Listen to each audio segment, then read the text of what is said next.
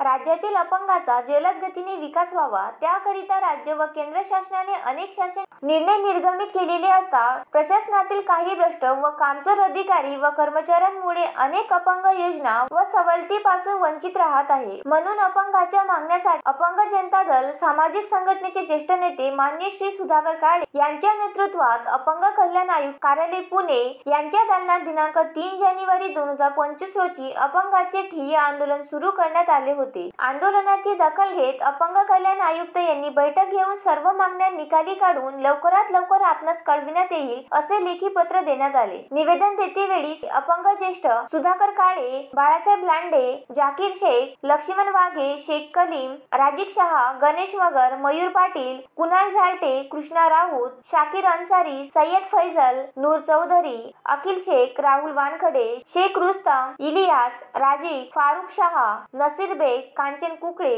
आणि करामत शहा हे सर्व पदाधिकारी व कार्यकर्ते प्रामुख्याने उपस्थित होते। Uttam Ramrawade, the sting operation news, Amravati.